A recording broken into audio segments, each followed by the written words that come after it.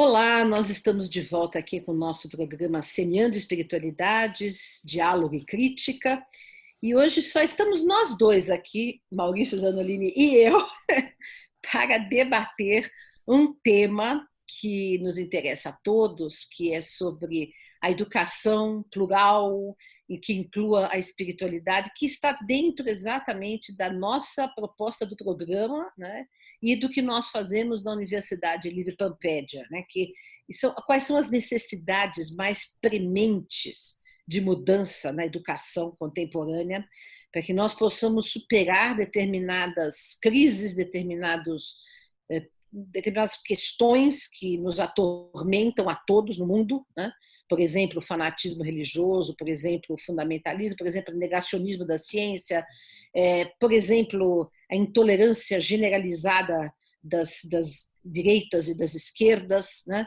Então, como atuar pedagogicamente, como atuar na educação, né, para contribuir para a mudança desse cenário em que nós estamos inseridos, altamente problemático, né? Podemos começar citando um fato que ocorreu esses dias, que é justamente aquele ato bárbaro, né, do professor francês que foi degolado, né, por um radical muçulmano, mas que havia dentro da escola mostrado uma caricatura de Maomé, né? Então, quer dizer, obviamente que um ato de barbárie desse não se justifica. Aliás, o assassino foi morto na hora, né, pela polícia, né? E é violência contra violência, contra violência, e violência, violência. E como diria Gandhi, né, o olho por olho, dente por dente, e todo mundo vai ficando cego. É isso aí. Mas, mas, por outro lado, também, nós temos na França um radicalismo de que não se põe em diálogo com as religiões, né? Não se põe. Quer dizer, também o professor poderia ter falado sobre intolerância religiosa, sobre a necessidade de Liberdade de diálogos, expressão, que era o tudo isso, tema, né? Ali que ele sim, estava abordando. Lógico, ele mas poderia. sem afrontar e sem desrespeitar aquilo que é sagrado pelo outro, principalmente numa sala de aula, né? É. Porque a gente tem que ter respeito por todas as posições, né? Então, a coisa é complicada, né? É. Complexa. Na França também teve tá tendo esse debate. O Ministério da Saúde lá, acho que tem uma ministra atualmente nessa posição, e ela está fazendo uma cruzada, né, uma palavra muito ruim, mas faz sentido na história da França, né, fazendo uma cruzada contra os médicos que dão laudos, emitem um documento comprovando a virgindade de jovens muçulmanas, porque isso é uma imposição para o casamento, né, na religião deles, mas isso vai contra a liberdade individual, que é o que o Estado defende, né, o Estado laico defende. Mas o debate ficou, ela quis impor uma legislação que fizesse com que os médicos fossem punidos se fizessem esse tipo de coisa, se emitissem esse tipo de laudo, perdessem lá a possibilidade de trabalhar como médicos. Mas o debate se ampliou, porque de fato o que acontece? Já existem muitos médicos muçulmanos, porque os médicos têm que ser muçulmanos, obviamente, né? Estão dentro da mesma tradição e por isso eles que fazem os laudos. Tem muitos médicos que emitem esses laudos sem fazer o exame, num ato claro de contestação a uma opressão interna da religião que oprime os próprios adeptos, né, daquela visão teológica, religiosa.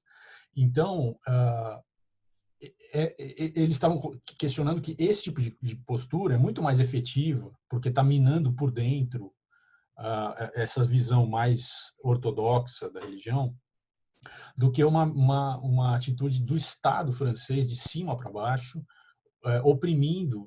E aí você cria, quando o Estado faz isso, ele cria uma oposição total, né? Então aí fica nós contra eles, não tem conversa, não tem escuta, e aí ou você aceita isso ou você está fora. Então, e a história da França, quer dizer, por mais que a gente entenda que esses valores como esses valores da liberdade de expressão, da liberdade do indivíduo, tal, e sejam valores importantes na história da França. A gente pensa em Revolução Francesa, liberdade, igualdade, fraternidade, tudo muito bonito, né? Mas a França, esse país lindo, maravilhoso, tal, é o mesmo país que foi colonizar a África e destruiu as culturas africanas na casa deles, não Exato, na casa da exato. França. Entende? E muitos desses muçulmanos que estão lá hoje vêm de países que foram colonizados pela França. E eles não têm a boa vontade do diálogo, né? Então isto é o problema. Quer dizer, essa posição que a gente está defendendo aqui, que é uma posição intermediária, ela não é muito fácil de defender, exatamente porque tanto um lado quanto o outro acho que a gente está passando pano para o outro lado. Essa é a acusação que fazem numa posição intermediária de diálogo, de conversa que a gente propõe. Mas fora essa posição, eu acho muito difícil a gente não cair numa guerra de todos contra todos, que é o que a gente está vivendo no mundo hoje, né? Exato. Então é um problema. Que E as essa guerra, religiões, essa guerra ela já foi feita pelos religiosos muitos séculos, e ainda sim, nos países que têm o Estado teocrático ainda é feita essa guerra religiosa, né, no sentido de não haver liberdade, de ter outra religião, ou de ser ateu, ou de não ter religião, né? Mas também já foi feita por ateus e por marxistas, por exemplo, na União sim, Soviética, onde fecharam todas as igrejas, na Revolução Francesa, onde demoliram as igrejas, quebraram os altares. Então, quer dizer, tudo bem, entendemos que isto foi uma reação a milênios de opressão, né? Porém, não é por aí, né? A gente tem que construir um mundo de diversidade real. E essa é justamente uma questão que a gente coloca na educação. Vamos falar um pouco hoje do nosso projeto da Universidade Livre Pampédia, né? Que as pessoas às vezes não sabem direito do que se trata, e a Universidade Livre Pampédia é que está sendo parceira nesse programa que nós fazemos aqui com o canal Paz e Bem, em parceria com a Universidade Livre Pampédia, que nós coordenamos, Maurício e eu, e nós temos uma rede de mais de 50 professores, todos mestres, doutores, livre-docentes, de várias grandes universidades do Brasil. Temos até pessoas de fora do Brasil que colaboram conosco. Então, quer dizer, nós aí uma longa trajetória, mas que estamos construindo gradativamente, com bastante sacrifício, porque não temos dinheiro maciço para investir, né? Mas estamos progredindo, indo adiante com essa nossa proposta, né? E aí o que acontece? Justamente essa proposta nasceu do quê? Né? Porque exatamente da questão do diálogo, da pluralidade, da ideia de diálogo, de pluralismo, transplantada para o campo da educação, né? Então, quer dizer, o que nós vemos? Que essa indisponibilidade para o diálogo, ela está presente nas religiões, ela está presente nas universidades, né? Porque nas universidades existem os guetos de ideias, onde se você penetra lá dentro, você tem que rezar aquela cartilha, seja esse gueto marxista, lacaniano, piagetiano, o que for, né? O que for, são guetos que você adentra, tem que rezar por aquela cartilha, tem que, inclusive, adotar a terminologia, os jargões daquele conteúdo, né? Daquela linha ideológica, e você não se tem liberdade na universidade, não se tem liberdade. Porque assim, você já tem que entrar dentro da linha de pesquisa do orientador, né? Eu quebrei algumas barreiras nesse sentido até um certo ponto, né? Porque eu fiz mestrado e doutorado em temas que ninguém queria orientar, demorei anos para conseguir, mas consegui, né? Que era justamente sobre pedagogia espírita, uma coisa não ortodoxa dentro da academia, né? Mas depois não consegui mais romper, porque prestei dezenas de concursos com todas as possibilidades de passar, mas por conta das ideias que eu trabalho, das ideias que eu represento, por conta de não pertencer a nenhum desses grupos, né, e não seguir nenhuma das cartilhas, né, principalmente na área de humanas, isso é muito forte, né? Então, eu não entrei, né? E aí também isso me inspirou a gente abriu um espaço livre, de ensino livre superior, né?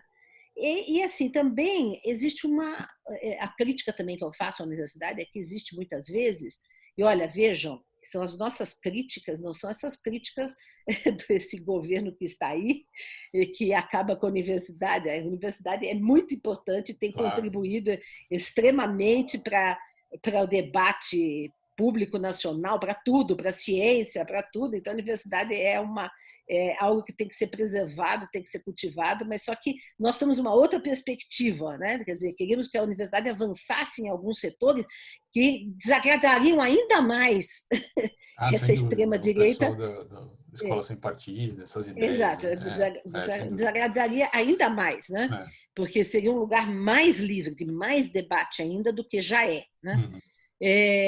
Enfim, e aí nós então criamos esse espaço, que também é uma outra questão que também pega, é que a universidade às vezes é muito divorciada da população, né? Da população. Eu sempre tinha essa impressão, eu fiz mestrado, doutorado, pós-doutorado na Faculdade de Educação da USP, e eu sempre tinha essa angústia. Eu ia lá, por exemplo, assistir uma matéria para ver, tá? E os prédios todos, a maior parte do tempo, né, durante o dia, tá, eram vazios, não eram usados. Eu pensava, por que esses estudantes de pedagogia não estão fazendo aqui um trabalho de alfabetização, de cursos populares, etc. Então, não há, muitas vezes, por parte da universidade, alguns projetos, mas não suficientemente, de um engajamento de educação do povo, de diálogo com a população. Não há, né? E por isso que a população também não enxerga a excelência e a necessidade da universidade, né? Quer Não dizer, vê as valor, vê pessoas... valor no diploma, porque é uma forma de conseguir alguma colocação profissional, mas só, quer dizer, não entende que a universidade tem um papel na sociedade, de Isso. avançar a sociedade, de transformar a sociedade, né? Que no fim é isso.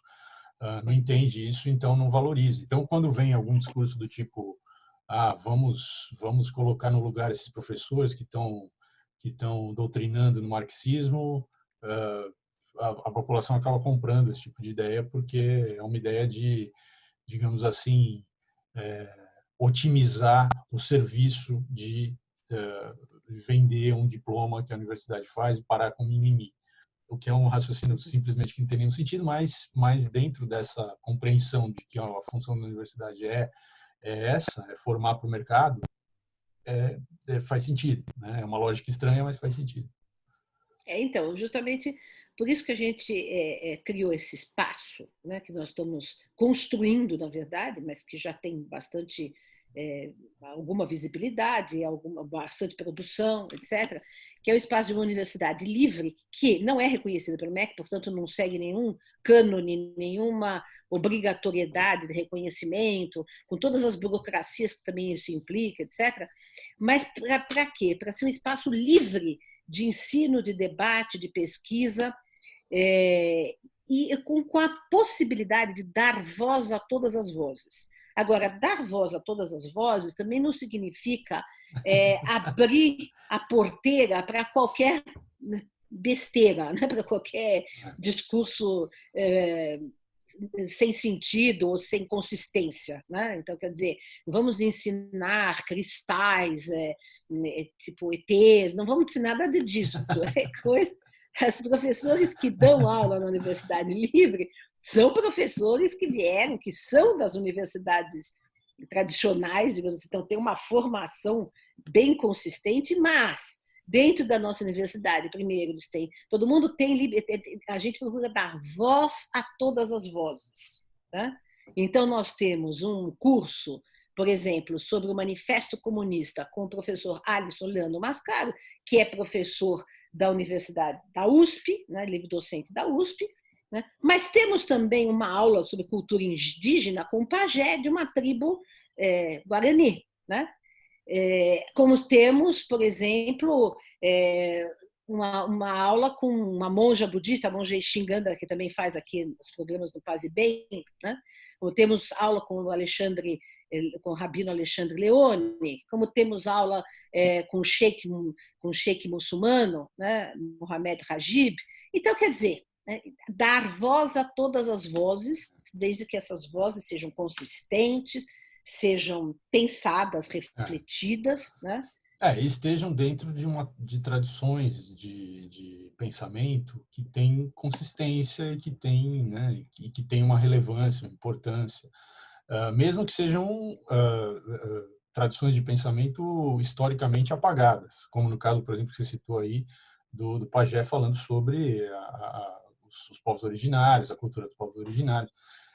Agora, é claro que, e aí eu acho que é importante, você já está falando isso, mas eu vou fazer questão de ilustrar mais um pouquinho, não tem ninguém que vai, nenhum curso sobre por que a Terra é plana, por exemplo.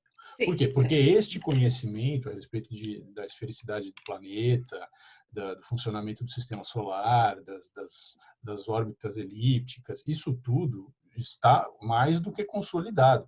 Não é uma questão de opinião. Então, sim, isso exato. obviamente não entra. Falar sobre, por exemplo, a física quântica no impacto que ela tem na saúde espiritual, isso não é um conhecimento consolidado, isso é um achismo. Então, isso obviamente não entra. Isso, a não ser que se faça uma pesquisa muito profunda e que se chegue a várias conclusões a respeito disso, aí sim, aí terá espaço porque foi consolidado, foi pesquisado, foi tal, mas enquanto isso for só um achismo, não tiver base em nada, não entra, entende? É isso. Isso é muito delicado, né? Porque o que, que acontece? Nós temos digamos assim, uma proposta de ciência que é vigente na universidade, na qual nós acreditamos, né? Quer Sim, dizer, acreditamos na ciência, digamos assim, a ciência realmente tem um papel fundamental na história da humanidade dos últimos 200 anos. Então, não podemos jogar fora a ciência. Isso é uma coisa imperdoável. Quem queira fazer isso, porque a ciência nos trouxe até até aqui. um patamar de civilização que nós não tínhamos antes, de saúde, de saneamento básico, de tecnologia, enfim. Né? Então, não podemos de jeito nenhum jogar fora tudo isso. Claro, por exemplo, o nosso espaço, a nossa Universidade Livre, ela não tem uma faculdade de medicina e nem pode ter, Não, né? E nem claro que não. pretende ter. Né? Quer dizer, porque dentro de, por exemplo, uma faculdade de medicina ou de física, sei lá, é preciso rigor da ciência, né? Mas é um lugar, sim, de debate, onde a própria ciência também possa ser discutida. Exato, Né? exatamente. Porque o que acontece? Embora a ciência tenha contribuído e contribui, é fundamental para o avanço da humanidade, ela também está sujeita a críticas, né? Como ela é praticada dentro de um sistema capitalista, com favorecimento Isso, as de influências que ela interesses, de sofre. grupos, enfim, então isso é uma coisa que tem que ser discutida, que, por Claro. exemplo, numa faculdade de medicina não se discute, né? Por exemplo, a influência da indústria farmacêutica na própria constituição da ciência médica, né? Não se discute, né? Então, quer dizer, esse tipo de coisa, quer dizer, que a criticidade que faz parte da filosofia, que faz parte da sociologia, que faz parte da antropologia, de tudo isso para analisar o mundo com um espírito crítico que tenha uma consistência, porém sem cairmos no negacionismo emburrecedor, né? Sem cairmos no negacionismo emburrecedor. É muito importante isso É, também, né? é. E a outra coisa também é incluir a inclusão, né, dos discursos que são excluídos, né, da universidade, que são os discursos tradicionais, que são as vozes tradicionais, que são as espiritualidades, as formas de espiritualidade. Né? Quer dizer, dentro, claro, também de uma visão não fundamentalista, não intolerante, porque também, para um fundamentalista, a gente não consegue conversar, eles nem viriam participar de um Exatamente. curso Não, na Universidade não, Grito com Ampédio. certeza não. Entendeu? Então, quer dizer, aqueles que se dispõem ao diálogo são pessoas naturalmente progressistas, abertas, sejam da área científica, sejam da área das religiões, da filosofia, né? Porque aquelas pessoas dogmáticas e fechadas não se propõem ao diálogo. Né? É isso? Eu vi uma reportagem recentemente e eu achei que tinha tudo a ver com esse tipo de abordagem que a gente está propondo, né? Era uma história sobre o calcanhar da estátua de Davi do Michelangelo. Não sei se você já viu isso. É, Bom, basicamente é o seguinte, os cientistas já sabem há várias décadas que existem microfraturas na pedra e que é muito instável. E, na verdade, qualquer tremor, qualquer mudança no ângulo pode levar a uma rachadura que pode levar a estátua a se quebrar, cair, quebrar Que no é uma calcanhar. obra-prima. Porque ela é imensa, ela é pesadíssima, né? Eu Então, vi. ela poderia quebrar no calcanhar, cair, e aí ela quebraria em vários pedaços, porque ela tem várias fissuras em vários lugares, né? E aí o cara que escreveu é um jornalista, né? Um jornalista norte-americano, e ele escreveu uma reportagem contando a história da pedra, quando que essa pedra foi extraída de Carrara, qual que era o objetivo, o que aconteceu com essa pedra. E depois ele contou a história do cara que foi o primeiro cara que mexeu nessa pedra. Depois ele contou a história do o que ele, depois de anos ao léu, essa pedra foi... Eles resolveram, então, reaproveitar a pedra, mas ela já estava super maltratada pelo tempo, pela primeira intervenção que ela sofreu, que deixou ela meio deformada. Ninguém achava que era possível salvar aquilo para fazer nada com aquilo. Ofereceram para o Leonardo da Vinci, que já tinha mais quase 60 anos na época. Quando a pedra foi tirada, o da Vinci nem tinha, o Michelangelo nem tinha nascido ainda. Então, assim, ele vai abordando por várias frentes. Ele mostra, por exemplo, qual é a reação dos turistas que hoje vão ver a estátua, que tipo de comércio tem em volta da estátua, como que o que atrai as pessoas na estátua. Então as pessoas ficam tirando foto da nudez dele, dando close no órgão sexual. Então tem toda uma... E ele foi trabalhando a relação da estátua com ele mesmo. Quando ele tinha 20 anos, ele viu pela primeira vez, aquilo encantou ele. Depois ele teve vários problemas humanos, né? Como qualquer pessoa, teve síndrome do pânico, teve depressão. E aí ele conta a história, por exemplo, que o Dostoiévski foi morar em Veneza uma época, escreveu naquela época que morou em Veneza O Idiota, que é a história de um cara que queria ser perfeito, mas que não conseguia ser. Então aí ele faz todo um paralelo entre a perfeição que a estátua mostra, mas as imperfeições que ela tem e que ninguém vê. Nossa, que E assim, beleza. mas assim, é uma riqueza, porque são vários ângulos, desde a história até a questão da geologia, da origem, de como que se forma o mármore, até a questão da psicologia, até a Isso é um filosofia. projeto Isso, olha, interdisciplinar. é tão rico, é uma história, mas se você, ele vai mostrando que você pode olhar para a mesma questão por vários ângulos, e cada ângulo traz uma riqueza e traz um aprofundamento, e quando você descortina vários ângulos, aquilo fica tão interessante, tão rico, e que assim leva você a querer saber mais, porque isso é humano, né? Você vai se encantando, e você fala, nossa, mas que coisa, eu nunca tinha pensado nisso e tal, e você vai sendo levado. Eu acho que isso é o espírito do que a gente está se propondo Na a fazer. educação, né? Na educação, né? Isso que devia ser praticado desde a educação das crianças. Exatamente. Né? Que, por exemplo, quando eu dou aula dos projetos interdisciplinares, é exatamente isso. Então, o gancho inicial seria a estátua de Michelangelo. Isso, por exemplo. E aí, o gancho. Isso E se você vai expande abrindo, abrindo, abrindo. para várias áreas interdisciplinares, né? E você vai abrindo horizontes, né? Enfim. E desde assuntos técnicos, né? É, Como é fazer uma escultura, históricos. ou como que se forma o mármore na história da geologia do planeta Terra, até coisas super filosóficas, até espiritualidade, porque está discutindo a finitude, a morte, quer dizer, aquilo não vai durar para sempre.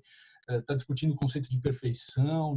Olha, é incrível. E realmente é uma forma muito mais interessante de você Exato. trabalhar qualquer tema, e que dá uma riqueza para a pessoa que está participando disso, que, assim, sem paralelo, tanto Exato. na É o escola que comum, quanto na é o que faculdade, a na gente procura universidade. fazer. Agora nós estamos dando, por exemplo, um curso na Universidade de Pampédia sobre Francisco de Assis, eu e o Gabriel Perissé, e nós estamos vindo com poesia, com arte, com artes plásticas, com música, com história, enfim, com várias Citando áreas. historiadores, mas citando pessoa que escreveu literatura sobre Enfim, Francisco, quer então dizer, quer várias dizer, camadas, né?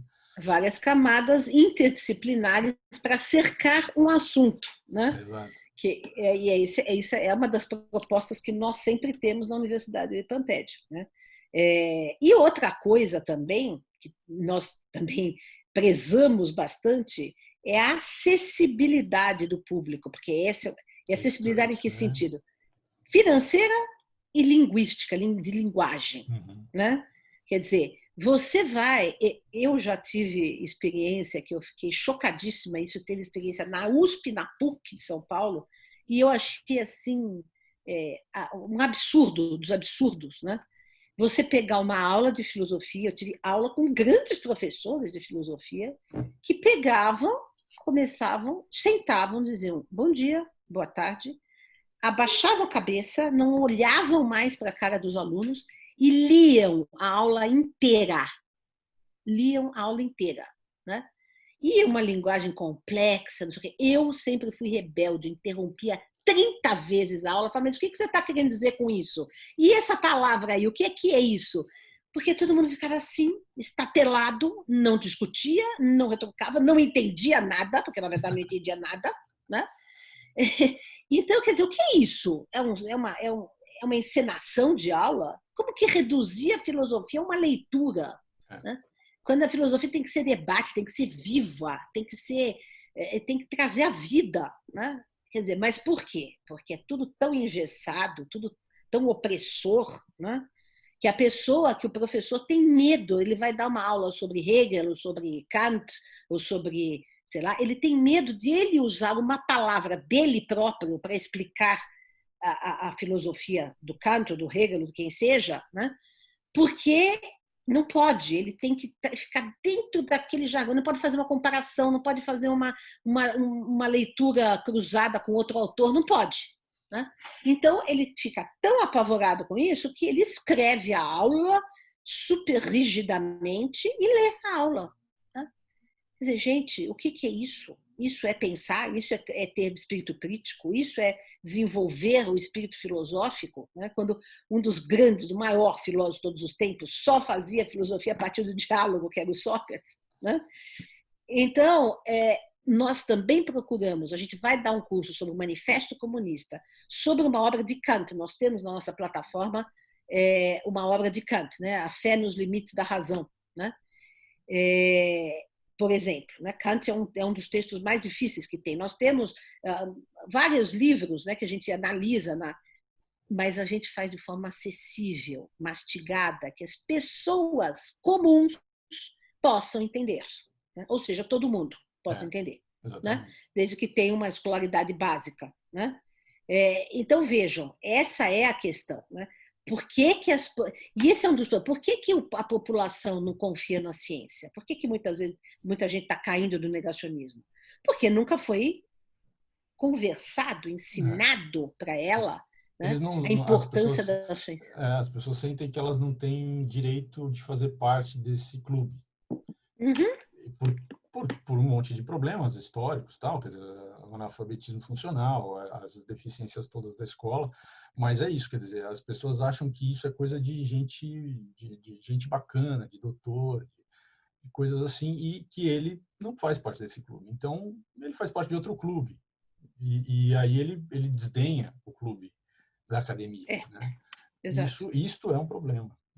Mas agora, eu devo dizer que isso não é uma coisa só do Brasil, viu? Não. Isso é uma coisa do mundo. Né? Por exemplo, eu estudei na Alemanha, né? Eu estudei 2 anos do ensino fundamental 2, hoje, que é, né? 2 anos do antigo ginásio, né? E 1 ano do antigo colegial, que é o ensino médio. Né? E o que acontece? Eu estava estudando no ensino médio, eu estava estudando naquilo que eles chamavam de Gymnasium, que são as pessoas que vão fazer universidade. Né? Uma minoria, já no ensino médio, decide que vai fazer universidade.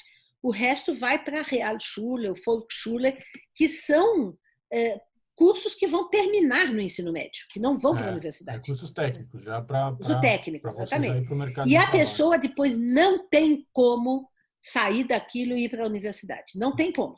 Né? Então já é muito determinado e né, pouca gente que faz universidade. Né? É pouca gente.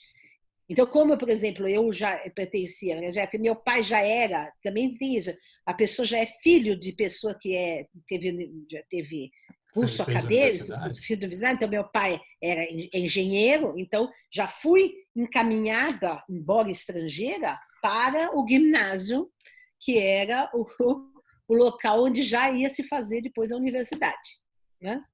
Então, lá aprendia latim, lá aprendia É. francês, aprendia inglês, né? Uma baita de uma formação. Né? E na mesma escola tinham os meninos e as meninas que faziam só o ensino médio já delimitado, entendeu? É Então, um raciocínio péssimo, né? Porque aí as pessoas aquelas famílias que vieram de uma situação econômica mais simples, vão se manter sempre nessa situação exato, econômica, né? Esse é exatamente, exatamente. é, Exatamente. Então, aí você vê, por exemplo, como um sistema de cotas no Brasil é tão importante, né, para dar acesso às sem dúvida. pessoas que nunca tiveram acesso à universidade. Então, quer dizer, isso é uma coisa. Aliás, eu sempre achei que o nível superior no Brasil é muito mais democratizado do Ah, que na sim, Europa. sim. Né? Porque, por exemplo, a E pessoa ainda pode assim a chegar. gente sabe que é um problema, né? É Porque um problema, tem muito problema, e muito agora está problema. voltando para trás, né? É, Mas enfim, mas sempre foi possível, porque minha mãe com 40 anos de idade foi fazer faculdade, uhum. né? E isso é impensável na Alemanha, né? Por exemplo, né? A pessoa está naquela carreira, naquela coisa, ela não tem mobilidade, não tem, né, condições, porque se ela não fez o ginásio, ela nem pode fazer, prestar o Abitur, que é o vestibular deles, para depois fazer a faculdade. Não tem, né? Então, quer dizer, a estrutura rígida da sociedade é isso que, por exemplo, na Universidade de Pampédia, a gente quer contribuir de alguma forma para romper É, toda essa rigidez de diferenciação né? Porque o que acontece? É preciso que todo mundo tenha acesso real ao conhecimento. Né? E por isso que chama-se Universidade Livre Pampédia, em homenagem ao Comênios, que no século XVII achava que tinha que ensinar tudo a todos em todas as coisas. Ele foi a pessoa mais democrática nesse sentido. Ele achava que todo mundo, homens e mulheres, velhos e moços, pessoas de todas as etnias, de todas as classes sociais, deviam ter acesso ao conhecimento integral, né? Deviam ter a oportunidade de ter acesso ao conhecimento integral. Então, essa é a ideia que a gente está trabalhando, com muito sacrifício, com muitas. Né? E é por isso até que nós estamos agora lançando uma campanha no Catarse, né, para apoio, porque o que acontece também, a acessibilidade financeira é muito importante. Né? Quer dizer, a gente oferece assim, cursos a custo baixo, né? Para que as pessoas possam fazer. Então, por exemplo, tem o nosso Pampédia Flix, que eu acho chiquérrimo, assina R$ 35 por mês, pode fazer todos os cursos que estão na plataforma. Né? Mas para que a gente possa manter essa acessibilidade, né? E para ampliar os projetos, e ter outros cursos, e ter outros professores colaborando, etc., é preciso que haja uma entrada um pouco maior. E aí nós lançamos uma campanha de financiamento coletivo de assinatura, como um monte de gente faz hoje. Né? recorrente. É recorrente. Então a pessoa se compromete a dar 40, 50, 100, 500, 1.000 por mês, Quanto quiser, né? quanto quiser, para a gente poder ter uma entrada que garanta a continuidade do trabalho, a ampliação do trabalho, novas contratações para nos ajudar enfim, né? E é assim que, por exemplo, a mídia alternativa tem funcionado também, né? No financiamento coletivo, muitas por exemplo, o Intercept funciona assim, a Mídia Ninja funciona É, assim, né? Muitas, é, muitas.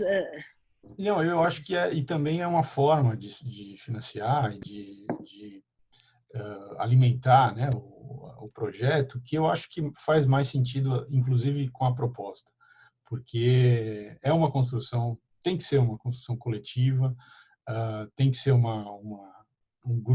assim, criar uma comunidade, criar um grupo de pessoas em volta que acredita na ideia, defende, quer Que que isso se participa, né? expanda e participa e contribui não só financeiramente, porque a ideia é que as pessoas nos ajudem nesse sentido, mas que elas nos ajudem também em outros sentidos, né?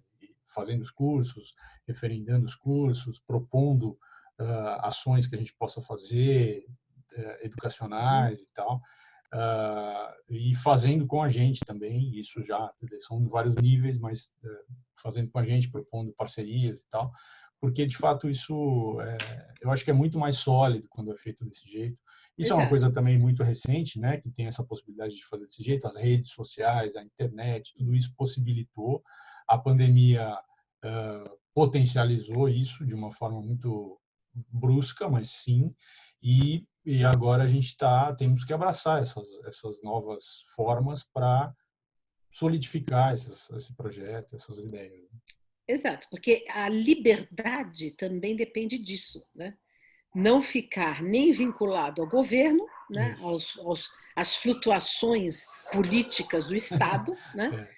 E nem ficar vinculado às imposições do capital, né? Quer dizer, então a Se fosse um liberdade capital só, é que nem a indústria farmacêutica que você citou, se fosse um capital só, você fica amarrado às visões políticas ou ideológicas desse um capital só. Mas quando você tem uma pluralidade de pessoas, tal, aí você é, tem um diálogo, né, e visões diferentes e tal. Então você não tem como ficar preso a um viés, né? você não, Vai ser amplo. não tem que obedecer a um grupo, né, que está te Exatamente. financiando, né? Exatamente. Mas você está livre exatamente para construir junto com outras pessoas algo que seja realmente transformador. Eu, como anarquista, adoro essa ideia. Fora que também esses financiamentos coletivos, eles são eles são bem transparentes, né? Porque São. a gente coloca para que vai usar o dinheiro, como é que faz, quanto entra, quanto. Essas Isso ferramentas, né, como o Catarse que a gente está usando, é uma ferramenta bastante transparente, é, que dá uma clareza do que está sendo feito, né, e tal. É muito bom isso. é. E aí o que acontece? Nós temos quem mantém a Universidade do Camped é a Associação Brasileira de Pedagogia Espírita. Então são duas entidades que estão em parceria. Mas a Universidade do Camped não é um projeto espírita, né? Uhum. É um projeto plural, é um projeto aberto, né? Mas exatamente porque a gente acredita que o próprio espiritismo deva ser assim também, né? Exatamente. Então, enfim, Que é uma outra frente de batalha nossa, quer dizer, fora a ideia da exato. universidade ser livre, aberta, acessível, também tem essa outra frente de batalha, que é mais da BPE, né, da Associação Brasileira de Pedagogia Espírita, mas que a Universidade de Pampédia também tem nela isso, que é mostrar para o movimento espírita e para os espíritas que o espiritismo essencialmente é um diálogo com as outras espiritualidades, com a ciência, com a filosofia, e que isso é o mais interessante, o mais enriquecedor do próprio para o espiritismo e do espiritismo. Então isso também é Uhum. uma frente de batalha, porque também os espíritas não enxergam assim, né? Exato, exato. Então, quer dizer, são várias frentes de batalha. Mas todo projeto transformador, inovador nesse mundo é, requer muita coragem, sacrifício, persistência, idealismo, mas assim como o próprio canal Paz e Bem, né, que também a gente se relaciona muito bem e temos essa parceria aqui nesse programa exatamente porque tem a mesma proposição, né, de É, diálogo, de pluralismo, de idealismo, de luta por um mundo melhor, de posições progressistas, exatamente o que a gente também tem, né? Então por isso que afinamos-nos tanto, até quero aqui publicamente agradecer ao Mauro Lopes, que nos abriu esse espaço, e a Carla que intermediou, a Carla Pavão, que intermediou tudo isso, e que nós estamos aqui também dando a nossa contribuição, marcando esse território, né? E dando a nossa contribuição para aumentar e aprofundar todos esses diálogos possíveis, né? E temos trazido aqui tanta gente que vocês têm acompanhado, tá? Bom, então ficamos aqui. Nós vamos colocar aqui embaixo, se vocês quiserem entrar e ver como é que funciona essa campanha, né, do Catarse, quais são as recompensas, etc. Entrem lá e, se vocês puderem, contribuam, tá bom? Um grande abraço para todos e na próxima semana voltamos com algum grande interessante entrevistado. tchau, pessoal.